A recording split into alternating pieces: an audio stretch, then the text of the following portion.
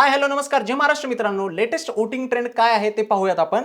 यावेळेस 9 जण नॉमिनेटेड आहेत. त्यामध्ये सर्वात कमी वोटिंग कोणाला मिळालं असेल तर ते रुचिताला मिळालं आहे. म्हणजेच नंबर 9 वरती रुचिता आहे. त्यानंतर सर्वात शॉकिंग जे की कोणाला विश्वास बसत नसेल, 8 नंबरवर कोण असेल? प्रभू आहे. सगळ्यांना वाटत होतं की प्रभूला वोटिंग पडेल, त्याचा जे गावाकडचं कार्ड आहे ते वर्क करेल आणि त्याला वोटिंग पडेल, पण ते तिथे होताना दिसत नाहीये. प्रभूला पण सेकंड लोएस्ट वोट तिथे मिळालेले आहेत. त्यानंतर 7th नंबरवर आहे अनुश्री माने. अनुश्री मानेला पण खूप कमी प्रमाणात वोट मिळालेलं आहे. तिची जे फॅन फॉलोइंग आहे ती वोट करत नाहीये.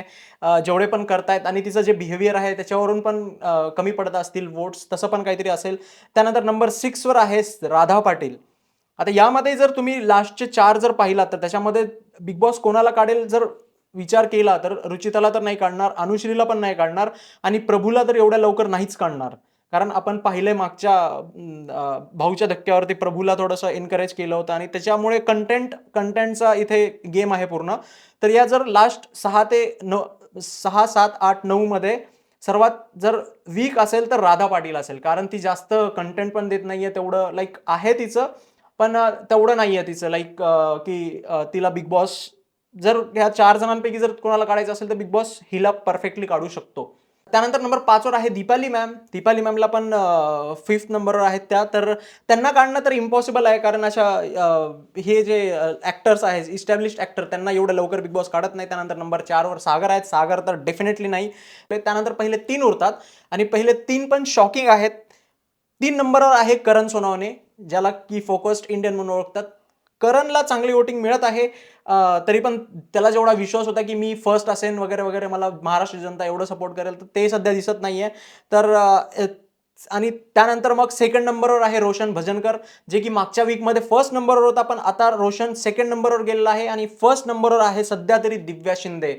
तिला हद से ज्यादा वोटिंग मिळत आहे आणि तिचं घरातील योगदान पण तेवढं नसलं तरीही तिला तिला भरभरून जनता आवडत आहे जनतेला. आणि तिच्यावर जे घरात अन्याय होते, लाईक तिची टीम तिच्यावर जे अत्याचार करत आहे, त्याच्यामुळे पण तिला बाहेरून अजून जास्त सपोर्ट मिळत असेल की लाईक तू राहा घरामध्ये, यामुळे पण असेल. तर आता यामध्ये सर्वात विकेस्ट जर म्हणलं तर कोण आहे, आता विचार करायला गेलं तर कोणाला काढू शकतात, कारण यावेळेस तर एक जण निघणार आहे. तर मे बी तरी राधा पाटीलच विकेस्ट दिसतीये.